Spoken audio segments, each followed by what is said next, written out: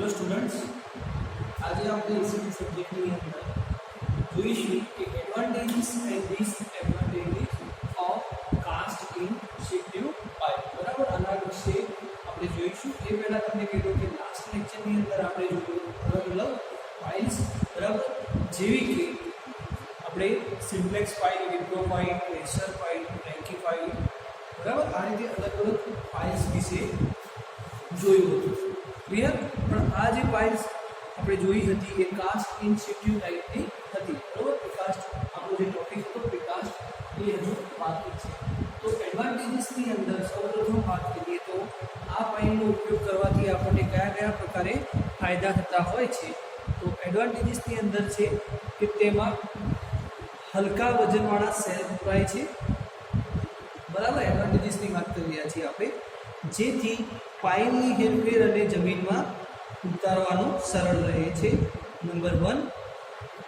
Number 2ની અંદર જોઈએ તો પાઇલની હેરફેર કરવાની ન હોવાથી તેમજ તેને ઠોકીને જમીનમાં ઉતારવાની ન હોવાથી પ્રિકાસ્ટ પાઇલની સરખામણીએ ઓછું રેન્ફોર્સમેન્ટ જોઈએ છે.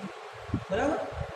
પછી 3rd નંબર આપણને કીધું છે કે જરૂરી પૂરતી લંબાઈની પાઇલનો આપણે ઉપયોગ કરવામાં આવે છે, જેથી મટીરિયલનો બગાડ પણ ઓછો થશે.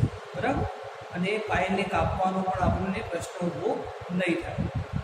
પછી 4th નંબર કીધું છે કે પાઇલને હેમર વડે જમીનમાં ઠોકવામાં આવતી નથી, તેથી પાઇલ તૂટવાનો ભય રહેતો નથી. જરૂરી જણાય તો વધારાની પાઇલ તાત્કાલિક જમીનની અંદર બાંધવામાં આવે છે અને પાઇલને હેરફેરનો ખર્ચ થતો નથી. બરાબર, આ જે વસ્તુ જોઈ એ હતા આપણા એડવાન્ટેજીસ. બરાબર, હવે આપણે ડિસએડવાન્ટેજીસ વિશે જોઈશું. આની અંદર ગેરફાયદા આપણને કયા કયા છે, આપણે ફાયદા જોયા. હવે ગેરફાયદા એટલે કે ડિસએડવાન્ટેજીસની અંદર વાત કરીએ તો પાઇલના બાંધકામ દરમિયાન રેન્ફોર્સમેન્ટને યોગ્ય સ્થિતિમાં રાખવું મુશ્કેલ છે. બરાબર, કેમ કે જે પાઇલ હશે એમાં વચ્ચે રેન્ફોર્સમેન્ટ હશે એટલે વચ્ચે સેન્ટરમાં રાખવું મુશ્કેલ હશે. પછી રેન્ફોર્સમેન્ટ વગરની પાઇલ માટીની હોરિઝોન્ટલ મૂવમેન્ટના કારણે તૂટી જવાનો ભય રહેલો હોય છે. 3rd વન આપેલું છે કે પાણીમાં આવા પાઇલ ઢાળી શકાતા નથી. 4th વન આપ્યું છે આવા પાઇલની ડિઝાઇનમાં યોગ્ય નિયંત્રણ રાખવું મુશ્કેલ છે.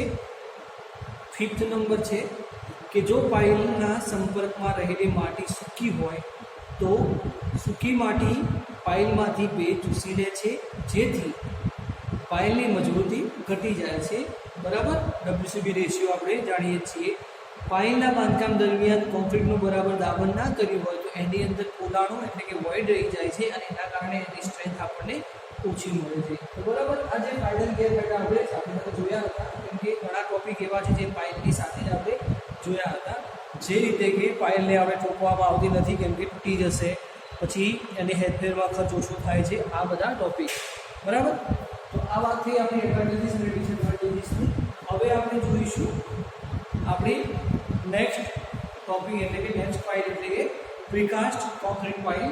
આ જે પાઇલ હતી એ કાસ્ટ ઇન શિફ્ટિવ હતી. બરાબર, સાઇટ પર બનાવી અને આપણે એને ઉપયોગ કરીએ અથવા જે જગ્યાએ આપણે રિક્વાયરમેન્ટ હોય ત્યાં આપણે કન્સ્ટ્રક્શન કરતા હોઈએ છીએ.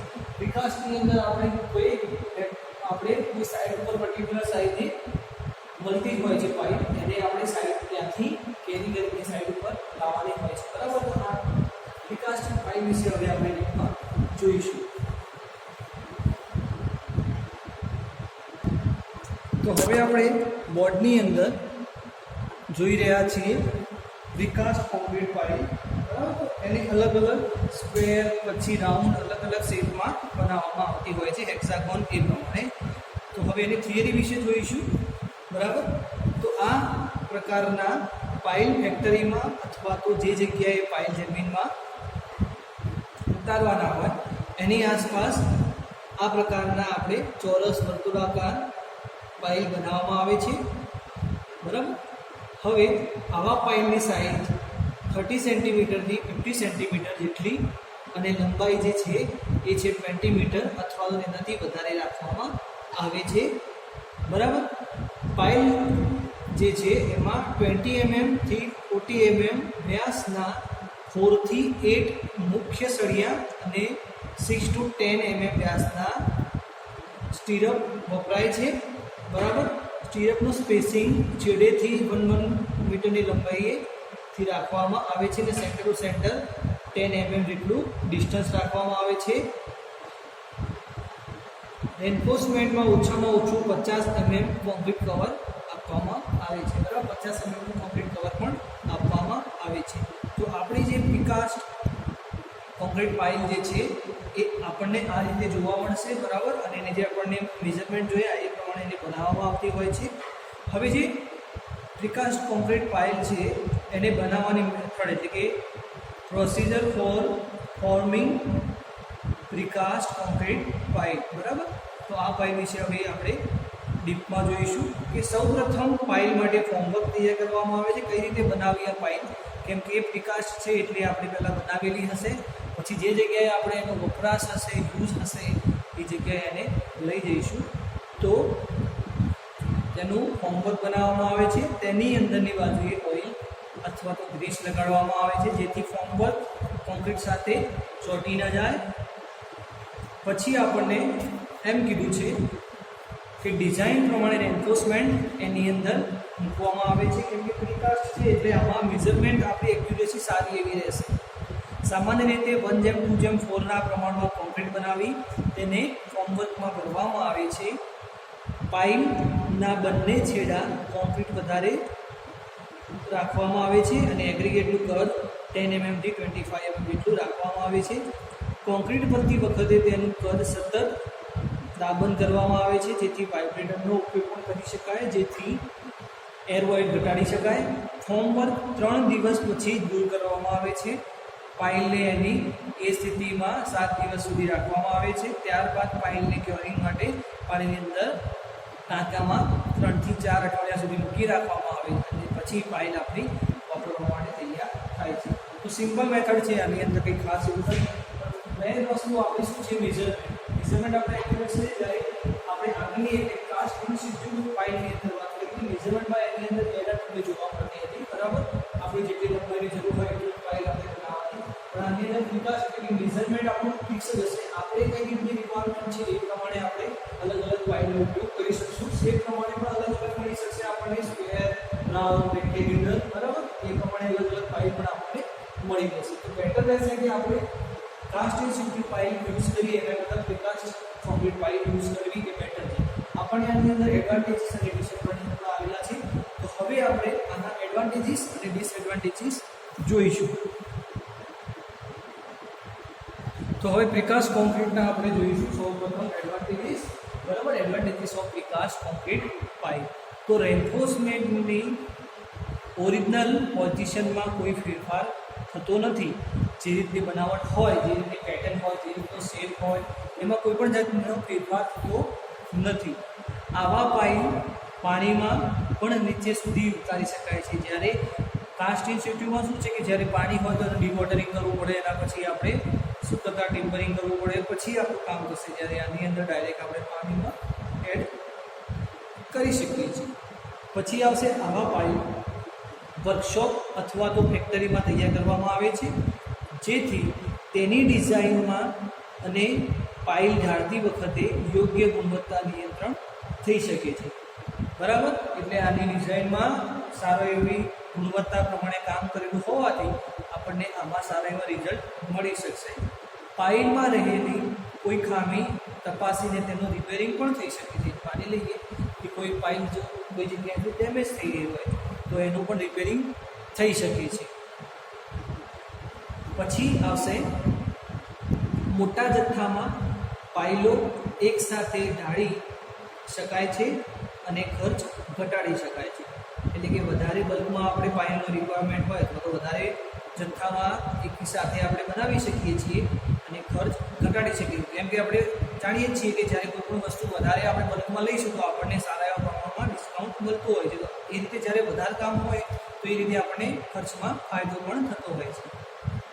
પાઇલને જમીનમાં ઉતાર્યા પછી તરત જ તેના ઉપર ભાર આપી શકાય છે, જેથી સમયનો બચત થાય છે, બરાબર. તરત ભાર આપી શકાય છે એટલે કે જે આપણે આગળની પાઇલની વાત કરી જે હતી કાસ્ટ ઇન સિટુ એમાં શું છે કે એને બનાવ્યા પછી થોડો દિવસ એને ક્યોરિંગ અથવા તો એને સેટ થવા માટે ટાઈમ આપવો પડે છે, બરાબર. જ્યારે આ પાઇલની અંદર શું છે કે આ પાઇલમાં તરત આપણે એની અંદર એના ઉપર લોડ આપી શકીએ છીએ, કોઈ જ વાંધો આવતો નથી, બરાબર. તો એક આના માટે સારો એવો ફાયદો થશે અને એની સાથે સમયનો પણ બચત થશે આપણો. પછી જે જમીનમાં રહેલા ક્ષારો અને નુકસાનકારક તત્વો કે જીવાતને પાઇલ ઉપર અસર થતી નથી, બરાબર. પછી એકબીજાની પાસે પાઇલને જમીનમાં ઉતારી શકાય છે. જે રીતે કે એક પાઇલ ઉતાર્યા પછી પણ આપણું કામ ના થતું હોય અથવા તો લોડ કેરી ના કરી શકતો હોય તો આપણે એના જોડે કન્ટિન્યુઅસ બીજા પણ ઘણા બધા પાઇલ ઉતારી શકીએ છીએ. તો આ થયા આપણા એડવાન્ટેજીસ, જેની અંદર આપણે એવું કરવા પડે કે બેટર છે આ પાઇલ કાસ્ટ ઇન સિtu પાઇલ કરતા. ક્લિયર? સેફની વાત કરીએ, સાઇઝની વાત કરીએ, પછી ઓછા ટાઈમમાં તમારે યુઝ કરી શકાય, ક્યોરિંગ ના કરી શકાય, પછી ગ્રાઉન્ડની અંદર એડ કર્યા પછી તરત એને લોડ આપી શકાય. તો આવા ઘણા બધા આપણને એડવાન્ટેજીસ જોવા મળ્યા છે. ક્લિયર? હવે આપણે ડિસએડવાન્ટેજીસની વાત કરીશું. તો ડિસએડવાન્ટેજીસની અંદર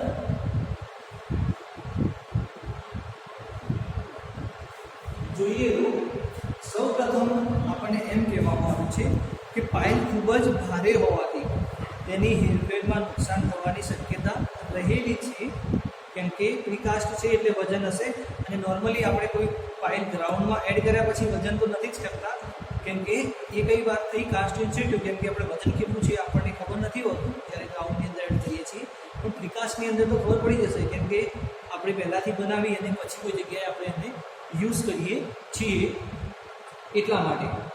તો હવે આનું વજન વધારે હશે એટલે તૂટવાની શક્યતા છે. આ ઉપરાંત તેના સાથે કામ કરવાનું તથા તેને જમીનમાં ઉતારવાનું કામ પણ ઘણું મુશ્કેલ છે, બરાબર.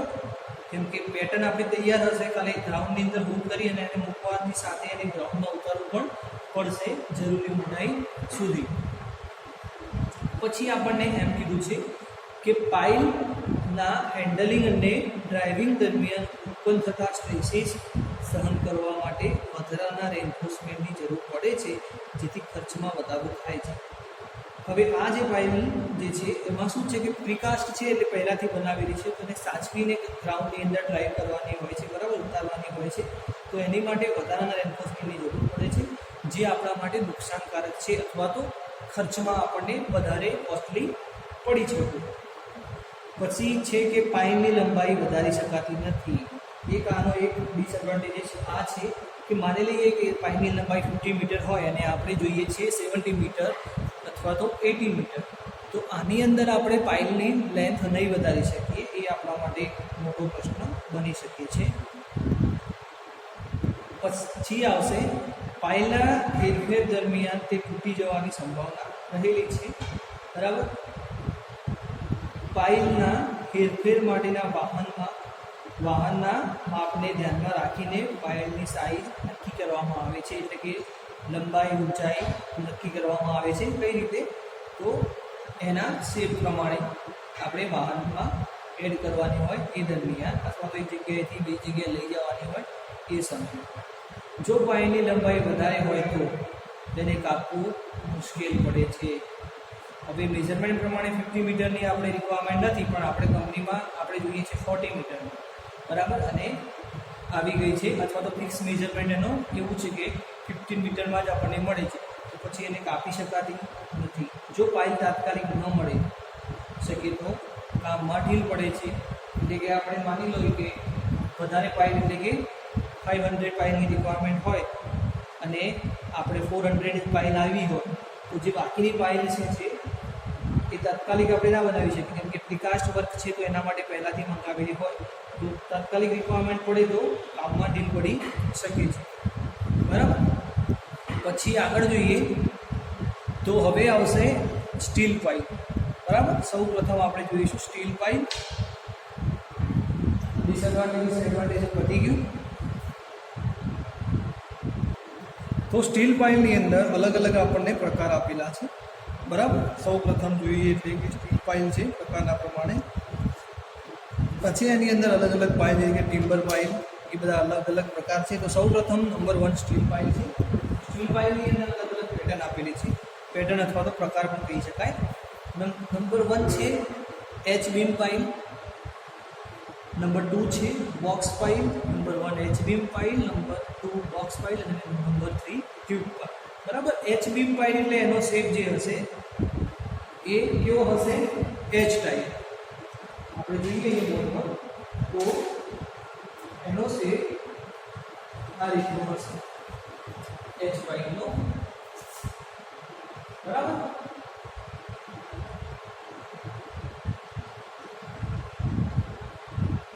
નંબર 2 છે બોક્સ પાઇલ. તો બોક્સ પાઇલનો શેપ તમને આ રીતે જોવા મળશે.